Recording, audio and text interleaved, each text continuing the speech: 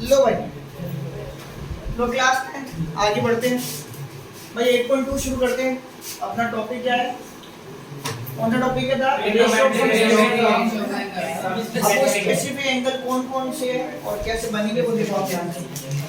एक तो है 0 डिग्री, 0 के बाद है 30, फिर है 45, फिर 60 और फिर 90 डिग्री।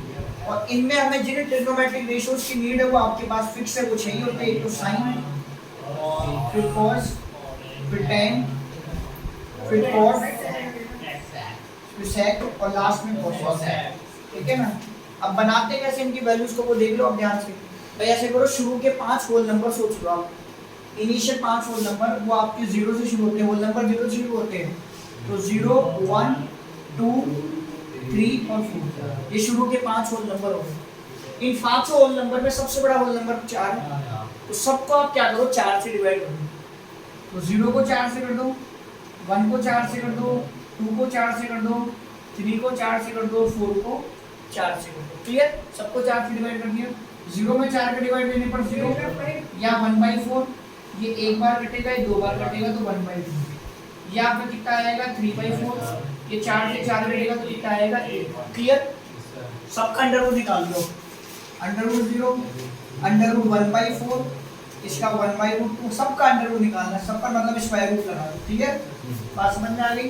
0 का स्क्वायर रूट 0 आता है, 1 का स्क्वायर रूट करो चाहे 1 पर कोई सी पावर लगाओ 1 का 1 ही आता है। तो 1 का स्क्वायर रूट 1 हो जाएगा, 4 का कितना हो जाएगा 2, और 1 का अंडर रूट करूंगा तो कितना जाएगा 1। 2 किसी का भी अंडर रूट नहीं होता इसलिए वो अंडर रूट में रह जाएगा, अनपेयर्ड है इसलिए। जो अनपेयर्ड होता है वो अंडर रूट के अंदर रह जाता है। 3 के साथ भी सेम केस है, अनपेयर्ड रहेगा क्योंकि किसी का परफेक्ट स्क्वायर होता नहीं है 3, इसका मतलब ये अंडर रूट में रहेगा। और रहेगा 4 तो 4 का 2 और अंडर रूट 1 की वैल्यू कितनी रहेगी 1। तो ये 1 2 3 4 5 ये तो इनिशियल 5 वैल्यू रही आपके पास रही है sin थीटा की वैल्यू। किसका ये? मतलब ये है, ये पांचों वैल्यू यहां लगा दो।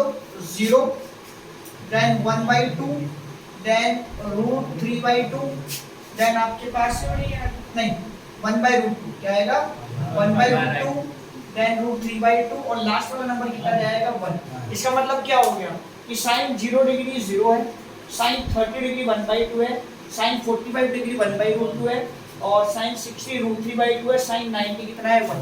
अब हमें cos कैसे बनाना है? जो sin की लाइन आई ना उस लाइन को उल्टा लिख दो, वहां से पीछे से शुरू कर दो। सबसे पहले यहाँ लिख दो 1, फिर लिख दो आप यहाँ पर √3/2, फिर लिख दो 1/√2, ठीक है, फिर लिख दो 1/2 और फिर लिख दो आप कितना 0। अब यहाँ से एक बात समझो, जैसे जैसे एंगल बढ़े sin थीटा बढ़ा। थीटा अगर इंक्रीज हो रहा है 0 डिग्री 30 डिग्री 45 डिग्री, देखो 0 डिग्री पर 0, 30 पर हाफ, 45 पर 1/√2 ऐसे सवाल बनते हैं एग्जाम में। थीटा के बढ़ने पर साइन की वैल्यू भी बढ़ रही है, लेकिन प्यारे बच्चों यहाँ ध्यान से देखो आप, cos के अंदर थीटा की वैल्यू जब बढ़ रही है तो cos थीटा की वैल्यू घट रही है। तो ऐसे प्रश्न बनते हैं, ऐसे क्वेश्चन बनते हैं, क्रॉस क्वेश्चन ध्यान रखना है इनको। क्लियर? अब आ जाओ 10। तो मैंने कल आपको tan थीटा का जो अपनी कल की क्लास की तो मैंने वहां आपको tan थीटा को फॉर्मूला बताया था, sin को किससे डिवाइड कर दो cos थीटा। तो sin की वैल्यू जो आ रही है ना उसको cos से डिवाइड कर दो, तो 0 को किससे डिवाइड कर दो 1 से। sin की सारी वैल्यू को cos की सारी वैल्यू से डिवाइड करते जाओ, आपके आंसर आते जाएंगे। 0 को 1 से डिवाइड करने पर कितना आएगा 0। 1/2 को √3/2 से डिवाइड कर देंगे तो 3 से 2 कट जाएगा, ऊपर से बचेगा 1 नीचे से बचेगा √3। 1/√2 को 1/√2 से डिवाइड करने पर क्या आएगा 1, कहेंगे पूरा पूरा कटेगा। क्लियर? √3/2 को 1/2 से करेंगे तो 2 से 2 तो गया, ऊपर से बचेगा √3 और नीचे से बचेगा 1, तो नीचे 1 लगाएंगे नहीं, फर्क पड़ेगा नहीं। और 1 को अगर हम 0 से डिवाइड करेंगे तो क्या आंसर आएगा नॉट डिफाइंड। क्या आएगा नॉट डिफाइंड। 1 कभी भी 0 से डिवाइड 0 किसी भी नंबर को डिवाइड कर नहीं सकता है, तो क्या लिखेंगे नॉट डिफाइंड। अब जो tan की आपकी लाइन बनी उस लाइन को उल्टा लिख दो तो आपकी cos की लाइन बन जाएगी। तो देखो cot की लाइन, उस लाइन इस लाइन जो tan की लाइन है ना इसको यहाँ उल्टा लिख दो। सबसे पहले लिख दो FND, फिर आप लिख दो √3। क्लियर? फिर आप लिख दो 1, फिर आप क्या लिख दो 1/√3 और लास्ट में आप क्या लिख दो 0। बट तुझे वेट कर बेटा, एक बार फोन करना पड़ेगा है ना। क्लियर? आप फोन करके बोल लेने आने के लिए आपको। ये बन गई आपकी लाइन कोड की, बात समझ में आ गई? क्लियर? अब बनाना है सेक। तो मैंने कल आपको बताया था कि कॉस और सेक एक दूसरे के रेसिप्रोकल होते हैं। क्या होते हैं? रेसिप्रोकल। तो जो इसकी वैल्यू रही ना, इनको उल्टा करके लिख दो। जैसे 1 का उल्टा 1 ही होता है, इसका उल्टा कितना हो जाएगा? 2/√3। और 1/√2 का उल्टा कितना हो जाएगा? √2/1। तो अपन में 1 नहीं लगाएंगे, 1 से फर्क तो पड़ेगा ही नहीं। और 1/2 का होगा 2/1, तो 1 नहीं लगाएंगे, तो सिंपली 2 लिख देंगे। और प्यारे बच्चों 0 का उल्टा क्या होता है? Not defined. क्या होता है? Not defined. और आपकी जो सेक की लाइन आई ना, उसी को आप यहां पर उल्टा लिख दो, तो आपका कोसेक बन जाएगा। क्या बन जाएगा? कोसेक। सबसे पहले लिख दो एनडी, फिर लिख दो आप 2, फिर लिख दो आप √2, फिर लिख दो 2/√3, और लास्ट में क्या लिख दो? 1। अब आप ध्यान से देखो उस पूरे चार्ट को। साइन और कॉस 45 डिग्री पर एक जैसी वैल्यू रखते हैं। टैन और कोट 45 डिग्री पर एक जैसी वैल्यू रखते हैं। सेक और कोसेक 45 डिग्री पर कैसी वैल्यू रखते हैं? होप सो क्लियर हो गया हो भाई। तो इसको आप पहले नोट डाउन कर दो, फिर आगे बढ़ते हैं। लो भाई देखो 8.2, देखो 8.2 में फर्स्ट का जरा फर्स्ट पार्ट देख लो आप। आपके पास वैल्यू है sin 60, देन cos 30। इनके बीच में कोई साइन नहीं है, तो मतलब मल्टीप्लाई है। sin 30 इधर कह रहा है cos 60, ठीक है? और आपको इनकी वैल्यू कैलकुलेट करनी है। देखो sin 60 चार्ट को बाजू में रहा, साइन में 60 डिग्री की वैल्यू कितनी है? √3/2। यहाँ से देख के लिखना, बहुत इजी एक्सरसाइज है। ये चार्ट बन गया ना, उसके बाद तो सवाल अटक ही नहीं सकता। sin 60 हो रहा √3/2, यहाँ लगाओ √3/2। क्लियर? अगला ब्रैकेट cos 30, cos में देखो 30 कितना है? √3/2। और ये ब्रैकेट क्यों लगा दिया? क्योंकि मल्टीप्लाई होंगे, ठीक है? प्लस sin 30, sin में 30 1/2 ये रहा 1/2। क्लियर? और cos में 60, cos में 61/2। क्लियर? उल्टा वैल्यू गेट का आंसर वाला सीन है, परोसा हुआ सामान है, बस मैं जीना ही तो है। अब √3 को √3 से इंटू करो, कितना जाएगा? 3। वैसे तो आएगा √9, और √9 की बार वैल्यू कितनी जाएगी? 3। 2 को 2 से करने पर 4 आगे। प्रांजल ये वो अपोन लगा ना, यू अपोन भी लगा, उस पे होएगा 1 1 जा 1 और 2 2 जा 4। एलसीएम कितना आएगा? 4। जब आपके डिनोमिनेटर सेम होते हैं तो न्यूमरेटर एलसीएम लिख देते हैं, तो 3 + 1 कितना जाएगा? 4/4। ये कट के कितना जाएगा? 1। 0 लिख देते हैं कुछ बच्चे, तो ये डिवाइड कर रहे हो आप, माइनस नहीं कर रहे हो। भाव पूछो। अब आ जाओ सेकंड पार्ट। इसका सेकंड पार्ट देखो, थर्ड भी समझाना है, बता दे बेटा, बता दे। यार ये किसकी बुक को पेज में है? देखो सेकंड पार्ट क्या है? 2 tan square 40y plus cos square 30, then minus sin square 60। Clear? ये ना आपके पास? अब आप ध्यान से देखो जरा।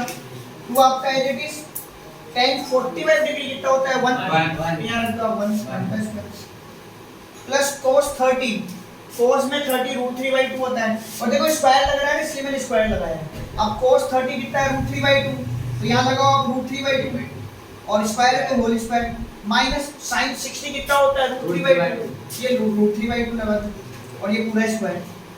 अब यार तुम इन दोनों को ध्यान से देखो, सेम ही तो वैल्यू है, काट दो। बीच में माइनस है, ये प्लस की, वो माइनस की, काट दो उसको। तो यही इसका कार्यक्रम तो यही खत्म कर दो। क्या ओपन करोगे इसको? ये रह गया 2, 1 का स्क्वायर कितना होता है? 1, और 2 को 1 से इंटू करेंगे तो क्या आएगा? 2। खत्म। ये आपका सेकंड पार्ट हो, ठीक है? अब अपन देखते हैं थर्ड पार्ट को। प्यारे बच्चों, ये इंपॉर्टेंट है, सब बोल दे में समझ में नहीं, ठीक है? थर्ड पार्ट इंपॉर्टेंट है।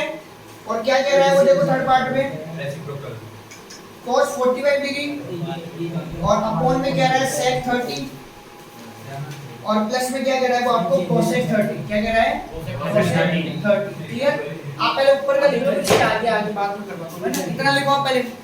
ऐसे वो कौन सा क्या हाँ जी, लो भाई इधर देखो फटाफट से। इंपॉर्टेंट है, देखो इधर cos 45 डिग्री, इसकी वैल्यू है 1/√2। ये मैंने ऊपर लिखा 1/√2। क्लियर? sec 30 2/√3 कितना है? 2/√3 प्लस cosec 30, और cosec 30 कितना है? 2। तो ये 2, और आप इसको 2/1 कर दो, क्योंकि अपन नीचे का लेंगे एलसीएम। क्लियर। ऊपर का 1/√2 अकेला है तो अकेले को एज इट इज छोड़ दूं। या कौन, ये मैन फ्रैक्शन थोड़ा बड़ा बना देना, ये मैन फ्रैक्शन है थोड़ा सा बड़ा बना देना, और ये जो नीचे आपके पास फ्रैक्शन में इसमें एलसीएम ले लो, क्या ले लो, एलसीएम। √3 और 1 का एलसीएम कितना आएगा, √3। अलग अलग है तो आप ऐसे क्रॉस मल्टीप्लाई करो, 2 को 1 से इंटू करो 2, और 2 को √3 से करेंगे तो कितना आएगा 2। क्लियर। मृत्युंजय पापा को बोल देना कि आपके नंबर पे फोन करें ना। क्लियर, बात समझ में आ गई। ये फ्रैक्शन में और ये भी फ्रैक्शन में, फ्रैक्शन अपॉन फ्रैक्शन को नीचे वाला फ्रैक्शन रेसिप्रोकल होता है। क्या होता है, रेसिप्रोकल। एक बात बताना मुझे यहाँ पर, मैं 4 + 5 करूँ तो मेरा आंसर कितना आएगा, और मैं 5 + 4 करूँ तो मेरा आंसर कितना आएगा, मतलब 4 + 5 और 5 + 5 4 में कोई अंतर नहीं है। पक्का। अब आप ध्यान से देखना, फिर बोलोगे आपने कैसे कर दिया। मैंने ऊपर का 1/√2 लिखा एज इट इज, इनटू नीचे का फ्रैक्शन है रेसिप्रोकल करूंगा तो क्या बनेगा, √3 और अपॉन 2 + 2 √3 है ना, मैं इसको लिखूंगा 2√3 + 2। ये बात समझ में आई क्या? प्लस में प्लेसेस चेंज करने पे कोई फर्क नहीं पड़ता है। क्लियर। 1 को √3 से इंटू करो, √3 आएगा, √2 इन दोनों से मल्टीप्लाई होएगा तो √2 जाएगा पहले यहाँ मल्टीप्लाई होने, 2 उसके लिए अजनबी है, √2 और √3 परिचित है क्योंकि अंडर रूट में ही है ना, तो लाइक टर्म से मल्टीप्लाई होएगी, तो 2 तो रेशनल नंबर है, छोड़ दो, √2 को √3 से इंटू कर दो, कितना हो जाएगा, प्लस अब √2 को किससे इंटू करेंगे, एक मिनट, √2 को किससे इंटू करेंगे, 2 से, तो कितना जाएगा 2√2, कितना जाएगा 2√2। ठीक है, बात समझ में आ गई। आगे क्या लेने, तो देख मेरे को बाहर विंडो से बोल ही जाना कि आ गए। क्लियर, बात समझ में आ गई। हाँ सर। यहाँ से ले लो 2 कॉमन, यहाँ से क्या कॉमन आ रहा है, 2, वो ले लो कॉमन, ये √3 तो एज इट इज, यहाँ से लिया मैंने 2 कॉमन, क्या बचेगा, √6 + √2। क्लियर, बात समझ में आ गया। नीचे कैसा नंबर है, कैसा नंबर है, इरेशनल। कैसा है, इरेशनल। तो आपको क्या करना पड़ेगा, रेशनलाइज। क्या करना पड़ेगा, रेशनलाइज। तो √3 एज इट इज अब देख अपॉन 2u³ ब्रैकेट में √6 + √2 इनटू, या लगाओ √6 - √2 अपॉन √6 - √2। जब रेशनलाइज करते हैं ना, वो 2 नंबर होते हैं तो हमेशा जो साइन होता है उसका अपोजिट साइन लेके करते हैं। ठीक है, प्लस था तो मैंने क्या ले लिया, माइनस लेके कर रहा हूं मैं। बात समझ में आ रही है। ठीक है, पक्का। हाँ देखो भाई, इसको आगे देखो, आगे इतना समझ में आ गया आपको, यहाँ तक रेशनलाइजेशन वाला स्टेप आगे में क्लियर हो गया। अब देखो आगे सुनो ध्यान से, ये √3 अब √6 से मल्टीप्लाई होगा, अंदर चला जाएगा, √18 बना देगा। क्या बना देगा, √18। √3 √2 से मल्टीप्लाई होकर क्या बना देगा, √6। नीचे आपका 2 एज इट इज। एक इसका ब्रह्मास्त्र सुन लो, इसका क्या है ब्रह्मास्त्र। जब हम रेशनलाइजेशन करते हैं तो नीचे अंडर रूट में वैल्यू होती है, वो 2 टर्म्स होती है। क्या होती है, 2 टर्म्स। क्या होती है, 2 टर्म्स। तो हम साइन चेंज करके रखते हैं तो नीचे हमेशा 1001% a + b और a - b बनता है। क्या बनता है, a + b और a - b, और जिसको हम क्या लिख देते हैं, a² - b²। ये a है, ये b है, तो अपन क्या लिख देंगे इसको, √6 का स्क्वायर माइनस √2 का स्क्वायर। क्लियर। अब √18 के अगर फैक्टर करोगे आप तो 3 × 3 × 2 आएंगे, और 3 × 3 का बाहर कितना जाएगा, 3। बोले तो √18 का मतलब 9 × 18 होता है, 9 का √3 होता है, और √18 की जगह बन जाएगा 3√2। ये किसी का भी नहीं होता, इसको एज इट इज लिख दो, ये बाहर 2 u³ रहने दो। √6 का स्क्वायर 6 हो जाएगा, √2 का स्क्वायर कितना हो जाएगा, 2, और 6 में से 2 गया तो कितना बचेगा, 4। तो 3√2 - √6, और यहाँ जाएगा 2 × 4, 2 × 4 कितना हो जाएगा, 8। क्लियर, समझ गए। चलो लिख लो। इसे क्या कहते हैं सर, अब जाएगा पढ़े। लो भाई नेक्स्ट आ जाओ भाई, 10th क्लास सेकंड क्वेश्चन देखो, ऑप्शंस वाले देखो। फर्स्ट पार्ट क्या कह रहा है, 2 10 30 डिवाइडेड बाय 1 + 10² 30। ऑप्शन बोल रहा है ये sin 60 के बराबर है या cos 60 या tan 60 या sin 30। देखो इधर ये 2 एज इट इज, tan 30 की वैल्यू कितनी है, 1/√3। कितनी है, 1/√3 अपॉन 1 प्लस tan 30 की वैल्यू कितनी है 1/√3 और होल स्क्वायर। 2 को 1 से इंटू कर दो तो कितना जाएगा 2/√3। कितना जाएगा 2/√3। 1 को लिख दो 1/1 प्लस 1 का स्क्वायर 1 और √3 का कितना होता है 3। तो ऊपर का 2/√3 तो एज इट इज, ठीक है, अपॉन 1 और 3 का एलसीएम ले लो कितना आएगा 3। अलग अलग है, क्रॉस मल्टीप्लाई कर दो तो 3 1 या 3 और 1 1 या 1। तो आपके पास देखो ऊपर तो बच रहा है 2/√3 और नीचे आपके पास हो जाएगा 3 और 1 4 4/3। ठीक है, इसको रेसिप्रोकल कर लो फ्रैक्शन अपॉन फ्रैक्शन, तो नीचे वाला फ्रैक्शन क्या हो जाएगा रेसिप्रोकल। तो ये 2/√3 है इनटू ये आपका कितना बन जाएगा 3/4। तो 2 1 जा 2 2 जा 4। क्लियर, बचा क्या ऊपर से 3 नीचे से बचा 2√3। क्या बचा 2√3। अब नीचे फिर रूट आ गया, रूट आने का मतलब है लोचा और बोचा 100%। तो आपको रेशनलाइजेशन करना पड़ेगा। क्या करना पड़ेगा रेशनलाइजेशन। सिर्फ √3 है ना अकेला नंबर, तो √3 से रेशनलाइजेशन कर दो। तो बेटा मुझे पता है लेकिन आपको ये चीज सीखना जरूरी है। ये क्या ये जरूरी है सीखना। मुझे पता है कि 3 का मतलब √3 का स्क्वायर होता है, लेकिन आपको ये चीज सीखना ज्यादा जरूरी है। ये √3 से कौन गया √3 गया आपका। नहीं 1 मिनट छोड़ो, हो जाएगा। ये मैंने क्या किया, हाँ ये √3 एज इट इज। अब वो तुम्हारी बात में उधर चला गया दिमाग। 3 और √3 इनटू कितना जाएगा 3 √3 2 एज इट इज। √3 को √3 से इनटू करने पर कितना आएगा 3 से 3 गया। तो आपके पास बचा क्या, आपके पास बचा √3/2। क्या बचा ये बचा। और जो ऑप्शंस है ना उसमें पहला ऑप्शन आपको दिया है sin 60 डिग्री। तो sin 60 डिग्री को क्या है ये तो मतलब ये कौन है sin 60 डिग्री। कौन है ये sin 60। तो ऑप्शन ए करेक्ट है। समझ गए, लिख लो इसको।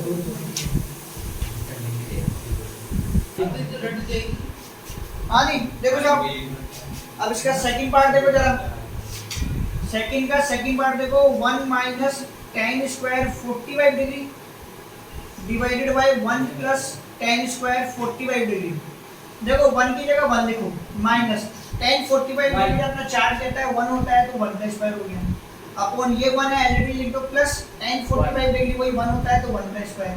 क्लियर, ये 1 न्यू क्यू वो 1 का स्क्वायर 1, ये 1 प्लस 1 तो 0 अपॉन 2 और 0 में किसी भी नंबर का डिवाइड देते तो क्या आंसर आता है 0। तो ऑप्शन डी अब की बार करेक्ट है। कौन सा ऑप्शन डी। अब इसका आप देखो थर्ड पार्ट। थर्ड पार्ट में आपको थोड़ा सा आपका बोलते हैं ना मेंटली आईक्यू चेंज करना पड़ेगा आपको। वो आप चेक करो कैसा है। देखो सुनना मेरी बात, sin 2a बराबर लिखा हुआ है 2 sin a और आपको बोल रहा है एंगल ए की वैल्यू बताओ और ऑप्शन दे रखा है 0 डिग्री 30 डिग्री 45 डिग्री और 60 डिग्री। 4 ऑप्शन है।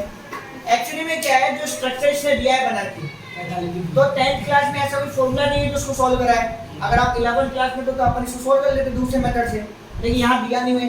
अब दिया नहीं है जब हमारे पास जानकारी जो हमको दी जाती है वो सफिशिएंट नहीं है तो हमें ऑप्शन तो दे रखे हैं। अच्छा एमसीक्यू के जो सवाल आते हैं उसमें सबसे बड़ा फायदा क्या होता है, हमारे पास 4 ऑप्शन होता है। इसका मतलब ये तय है कि हमें पता है कि इनमें से एक आंसर है। आंसर हमको दे दिया जाता है और फिर भी हम आंसर को पकड़ नहीं पाते हैं। आंसर हमारे सामने होते हैं फिर भी हम आंसर को पकड़ नहीं पाते हैं। ठीक है ना, तो यहाँ देखो हम जो आंसर दे रखे हैं ना उन्हीं की हेल्प लेंगे हम। पहला ऑप्शन कितना दिया है 0 डिग्री। अब मैं 0 डिग्री रख के देखूंगा sin 2 एक ही जगह रखो मैंने 0 डिग्री। ऑप्शंस रख के चेक करो क्या कौन सा ऑप्शन इसको सेटिस्फाइड करेगा। 2 sin 0 डिग्री 2 को 0 से इंटू करोगे तो कितना आएगा 0।